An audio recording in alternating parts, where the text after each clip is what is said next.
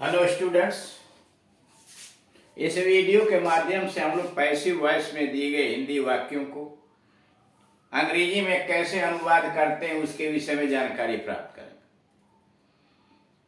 Grammar portion के अंतर्गत आप एक्टिव से पैसिव बनाना जानते हैं, पैसिव से एक्टिव बनाना जानते हैं। उसी प्रकार से हिंदी से अंग्रेजी में अनुवाद करते समय वाक्य एक्टिव वॉइस में दिया है तो एक्टिव वॉइस में करते हैं, पैसिव वॉइस में दिया है तो पैसिव वॉइस में करते हैं।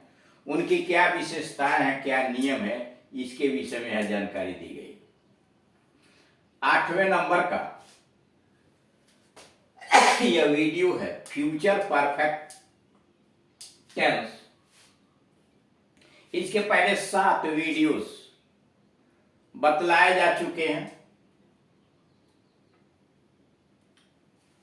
Present indefinite, past indefinite, future indefinite, present continuous, past continuous, present perfect और पास्ट परफेक्ट। यह फ्यूचर परफेक्ट, जिसमें पहला है उसके आने से पहले ही मैं पत्र लिख चुका हूंगा। उसके आने से पहले ही मैं एक पत्र लिख चुका हूंगा। I shall have written, मैं लिख चुका हूँगा। I shall have written a letter before he comes. I shall have written a letter before he comes. उसके आने से पहले ही मैं एक पत्र लिख चुका हूँगा। पैसिव वॉइस में उसके आने से पहले ही एक पत्र मेरे द्वारा लिखा जा चुका होगा। उसके आने से पहले ही एक पत्र मेरे द्वारा लिखा जा चुका होगा। A letter will have been written. A letter will have been written by me before he comes. दूसरा है एक्टिव वॉइस में परीक्षा समाप्त होने से पहले वह पुस्तकें नहीं बेच चुका होगा। परीक्षा समाप्त होने से पहले वह पुस्तकें नहीं बेच चुका होगा। He will not have sold. He will not have sold the books before the examination ends.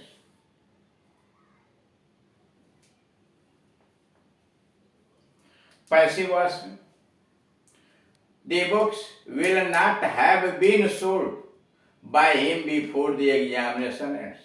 यानी इसमें देख रहे हैं will have, एक्टिव वॉइस में लगता है will have और shall have, पैसिव वॉइस में will have been और shall have been। आई और वी दो के साथ shall have been और बाकी सबके साथ will have been लगता है। तीसरा एक्टिव में वह अब तक क्या काम कर चुका होगा। वह अब तक क्या काम कर चुका होगा। What will he have done by now? What will he have done? वह क्या कर चुका होगा by now, अब तक। पैसिव वॉइस में अब तक उसके द्वारा क्या काम किया जा चुका होगा।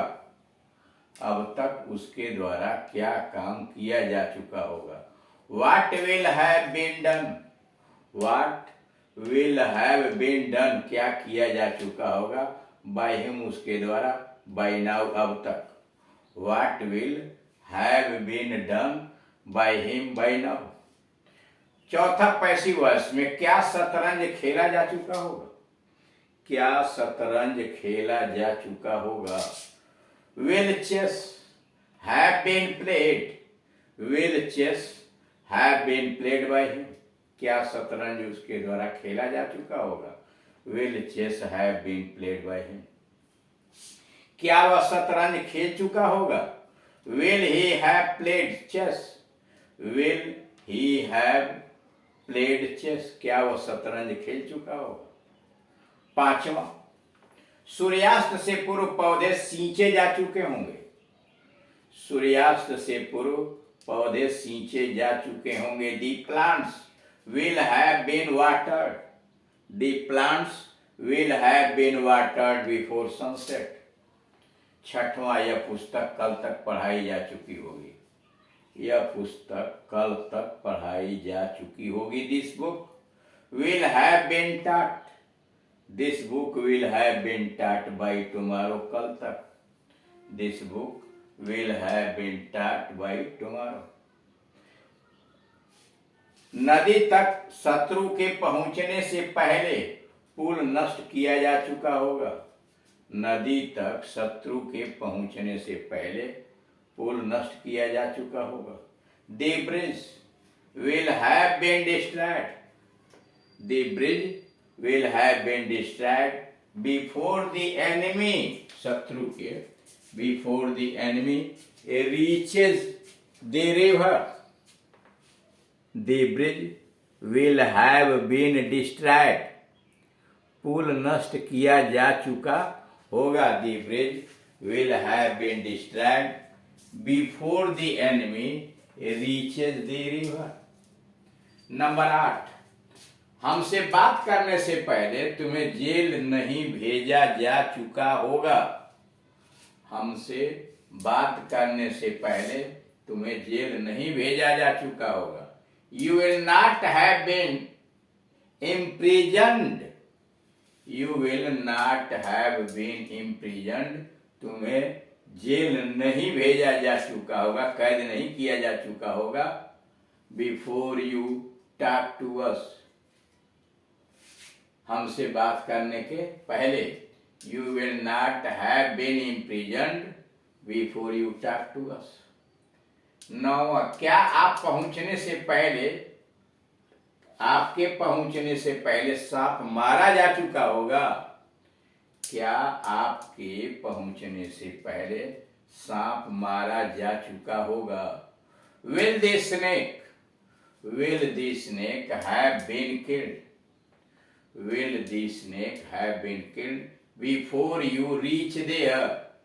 Will the snake have been killed? क्या सांप मारा जा चुका होगा before you reach there? 10वां, ग्रीष्म ऋतु आरंभ होने से पहले फसल कब कट चुकी होगी। ग्रीष्म ऋतु आरंभ होने से पहले फसल कब कट चुकी होगी। When will the crop have been reaped? When will the crop have been reaped before the summer season gets in? When will the crop, कब फसल have been reaped, काटी जा चुकी होगी before the summer season gets in? और last है, कल रात्रि तक उसे फांसी क्यों नहीं दी जा चुकी होगी। कल रात्रि तक उसे फांसी क्यों नहीं दी जा चुकी होगी। Why will he not have been hanged? Why will he not have been hanged by tomorrow night? अब रूल्स में आइए, नियम में। अगर सेंटेंस असर्टिव अफर्मेटिव है यानी नॉट उसमें नहीं है तो सबसे पहले ऑब्जेक्ट लगाइए। ऑब्जेक्ट का जो केस होगा वो सब्जेक्टिव फॉर्म में होगा, नॉमिनेटिव केस में होगा। उसके बाद सहायक क्रिया विल हैव बीन और शैल हैव बीन। अगर कर्ता वी है या आई है तब तो शैल हैव बीन लगाइए, यानी कर्ता के स्थान पर आई आया है या वी आया है, मैं या हम लोग, तब तो शैल हैव बीन लगाइए। बाकी सबके साथ विल हैव बीन यानी he she it they Ram Shyam Mohan सबके साथ शैल विल भी लगाइए। मुख्य क्रिया का third form V, third form का मुख्य क्रिया का थर्ड फॉर्म होगा। अपनी तरफ से बाय लगाइए, तब सब्जेक्ट लिखिए। सब्जेक्ट जो लिखा जाएगा वो ऑब्जेक्टिव केस में होगा, सब्जेक्ट ऑब्जेक्टिव केस में होगा और तब अदर वर्ड्स दूसरे शब्द। दूसरा नियम है, सेंटेंस अगर असर्टिव निगेटिव में हो, यानी सेंटेंस अगर असर्टिव निगेटिव में दिया है तो सबसे पहले ऑब्जेक्ट लिखिए। ऑब्जेक्ट का केस जो होगा, कारक होगा, वो नॉमिनेटिव केस यानी सब्जेक्टिव फॉर्म में होगा। उसके बाद विल नॉट हैव बीन या शैल नॉट हैव बीन। आई और वी के साथ शैल नॉट हैव बीन, बाकी सभी कर्ताओं के साथ विल नॉट हैव बीन का प्रयोग कीजिए। क्रिया का थर्ड फॉर्म, फिर बाई लगाइए और फिर सब्जेक्ट बाई लगाकर लिखेंगे, लेकिन उसका रूप जो होगा, केस जो होगा वह ऑब्जेक्टिव केस में होगा, कर्म कारक के रूप में होगा। रूल नंबर 3, इंट्रोगेटिव अफर्मेटिव यानी सेंटेंस प्रश्नवाचक है लेकिन स्वीकारात्मक अफर्मेटिव है। बिगिनिंग विथ क्या और हिंदी के क्या से प्रश्न शुरू है, यानी प्रश्नवाचक वाक्य जो हिंदी के क्या से शुरू है उसका अनुवाद कैसे बनाएंगे। सबसे पहले विल या शैल रखिए, एक सहायक विल या शैल नियमानुसार। आई और वी अगर आ रहा सब्जेक्ट के स्थान तो शैल लिखिए, बाकी सबके साथ विल लिखिए। तो विल या शैल में कोई एक फिर ऑब्जेक्ट लिखिए, यानी यहाँ ऑब्जेक्ट जो लिखेंगे लेकिन उसका केस होगा कर्ता कारक के रूप में, यानी सब्जेक्टिव फॉर्म में। उसके बाद हैव बीन क्रिया का थर्ड फॉर्म, बाई लगा के सब्जेक्ट, यानी सब्जेक्ट पर जो शब्द लिखेंगे वो ऑब्जेक्टिव केस में होगा, और अगर दूसरे शब्द आए हैं तो उनकी अंग्रेजी लिख के question mark. Rule number 4, interrogative अगर निगेटिव भी हो, प्रश्नवाचक वाक्य नकारात्मक है, निगेटिव है, बेगिनिंग विथ क्या और क्या से शुरू है, तो सबसे पहले विल या शैल लगाइए। सॉरी विल या शैल, तब ऑब्जेक्ट लगाइए, तब नॉट, तब हैव बीन। सबसे पहले विल शैल कोई एक सहायक क्रिया नियमानुसार, ऑब्जेक्ट लिखिए कर्ता कारक के रूप में, तब नॉट, हैव बीन क्रिया का थर्ड फॉर्म, यानी सहायक क्रिया लिखने के बाद क्रिया का थर्ड फॉर्म, फिर बाई प्लस सब्जेक्ट और अदर वर्ड्स, लास्ट में क्वेश्चन मार्क। पांचवा, इंट्रोगेटिव अफर्मेटिव, ऐसे वाक्य जो प्रश्न तो हो लेकिन स्वीकारात्मक हो, अफर्मेटिव में हो, विथ क्वेश्चन वर्ड, यानी उसमें प्रश्न सूचक शब्द भी बीच में आया हुआ, कौन कहां कैसे इत्यादि। तो उसको बनाने के लिए सबसे पहले क्वेश्चन वर्ड लिखिए, प्रश्न सूचक शब्द। विल शैल में नियमानुसार कोई एक सहायक क्रिया, तब ऑब्जेक्ट, तब हैव बीन क्रिया का थर्ड फॉर्म, बाई लगा के सब्जेक्ट लिखिए, लेकिन इसका केस जो होगा कर्म कारक के रूप में होगा, और उसके बाद अदर वर्ड्स, और लास्ट में interrogative negative sentence with question word, sentence प्रश्न है, नकारात्मक है, प्रश्न सूचक शब्द है इन बिटवीन, ये हो जाएगा क्वेश्चन वर्ड। विल और शैल में कोई एक, फिर ऑब्जेक्ट लिखिए, और फिर नॉट, और तब सहायक क्रिया have been, not have been, verb का थर्ड फॉर्म, बाई सब्जेक्ट, यानी सब्जेक्ट यहां लिखे लेकिन ऑब्जेक्टिव फॉर्म में होगा, other words plus other words. इस तरह से आपने देखा कि फ्यूचर परफेक्ट टेंस की पैसिव वॉइस के वाक्यों का अनुवाद किस प्रकार से किया जाता है। शेष अगले वीडियो में। Thank you.